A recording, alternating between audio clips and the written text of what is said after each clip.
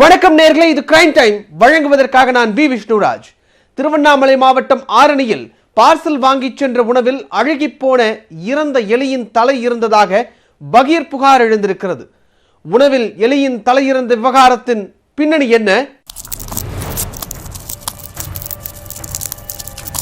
எலிகள் அங்கும் இங்கும் ஓடி புதர்களில் பதுங்கியிருப்பதைத்தான் பார்த்திருப்போம். ஆனால் பீட்ரூட் பொரியலில், அதுவும் நல்ல பசியில் மதிய உணவை சாப்பிடும் போது பார்த்தால் எப்படி இருக்கும்? பகீர் சம்பவத்தின் பின்னணி என்ன?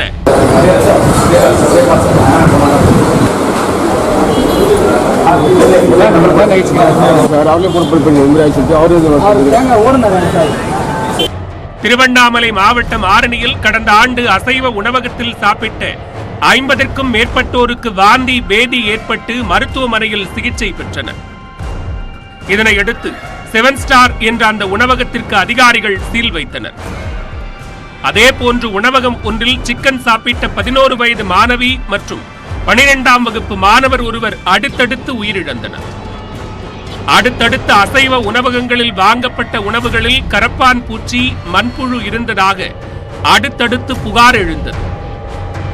ஆரணியில் உள்ள உணவகங்களில் சாப்பிட்டவர்கள் திடீரென அடுத்தடுத்து உயிரிழந்த சம்பவம் அந்த பகுதியில் பெரும் பரபரப்பை ஏற்படுத்தி இருந்தது.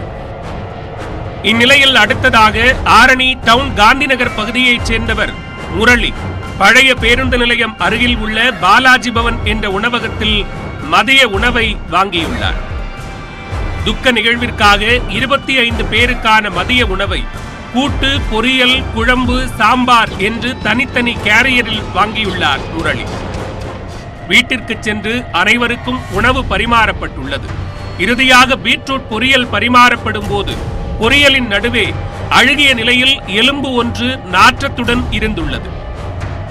அதை எடுத்து பார்த்தபோது எலியின் ஒரு பக்க தலை அழுகிய நிலையிலும் மற்றொரு பக்கம் எலும்பு கூடாகவும் இருந்துள்ளது. இதனை பார்த்து சாப்பிட அமர்ந்தவர்கள் அதிர்ச்சி அடைந்து பதற்றத்துடன் பாதியிலேயே குமட்டல் எடுத்து உணவகத்திற்கு சென்று முறையிட்டுள்ளனர். இந்நிலையில் உணவை வாங்கிச் சென்று 6 மணி நேரத்திற்கு பிறகு அதில் எலி கிடந்ததாக புகார் சொல்வது ஏற்றுக்கொள்ள முடியாது என்று உணவக ஊழியர்கள் எதிர்ப்பு தெரிவித்துள்ளனர். இந்நிலையில் சம்பவம் தொடர்பாக இரு தரப்பிற்கும் மோதல் ஏற்பட்டுள்ளது. இதனையடுத்து முரளி தரப்பில் ஆரணி டவுன் போலீசாருக்கு புகார் கொடுக்கப்பட்டுள்ளது. ஆரணியில் உணவகங்களில் கெட்டுப்போன உணவுகள் கொடுக்கப்படுவது தொடர்பாக பலமுறை புகார் கொடுத்தும் உணவு பாதுகாப்புத்துறை அதிகாரிகள் நடவடிக்கை எடுப்பதில்லை என்று புகார் எழுந்துள்ளது. பொதுமக்களிடையே மிகுந்த அச்சத்தை ஏற்படுத்துகிறது. ஆரணியில் வந்தாலே ஹோட்டல்களில் சாப்பிடக்கூடாது, 10 கிலோமீட்டர் தூரம் தள்ளியாவது வேறு இடங்களில் சாப்பிட்டுவிடலாம் என்ற சிந்தனைக்கு மக்கள் தள்ளப்பட்டிருக்கிறார்கள். அதிகாரிகள் கவனமோடு செயல்பட வேண்டும். அதிகாரிகள் யாரிடமும் தவறான தொடர்பையோ உறவையோ ஏற்படுத்திக் கொண்டு அவர்கள் செய்கிற தவறுகளுக்கு உடனடியாக இருக்கக்கூடாது. உணவு பாதுகாப்புத்துறை அதிகாரிகள் தான் மிக முக்கிய காரணம். உணவு பாதுகாப்புத்துறை அதிகாரிகள் எங்க இருக்கிறார்கள், அவருடைய தொடர்பு எண்கள் என்ன, அவருடைய அலுவலகம் எங்கிருக்கிறது என்ற விழிப்புணர்வே இல்லாமல் இருக்கிறது. அதிகாரிகளுக்கு தொடர்பு கொள்ள வேண்டிய தொலைபேசி எண்களை விளம்பரப்படுத்த வேண்டும். இந்நிலையில் எலி தலை இருந்ததாக சொல்லப்பட்ட உணவகத்தில் உணவு பாதுகாப்புத்துறை அதிகாரிகள் சோதனை மேற்கொண்டனர்.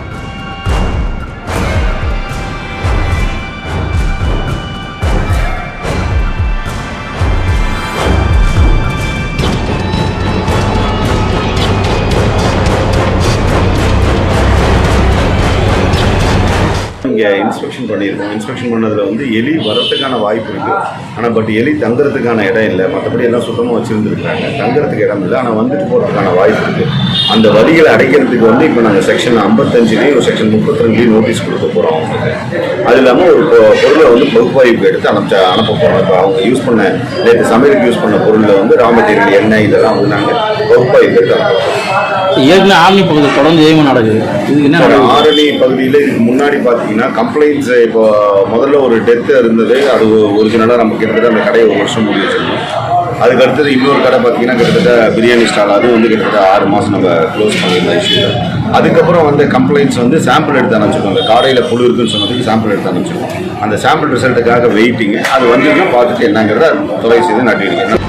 மக்களின் உயிருக்கு ஆபத்தை விளைவிக்கும் உணவகங்கள் மீது அதிகாரிகளின் நடவடிக்கை பாயுமா?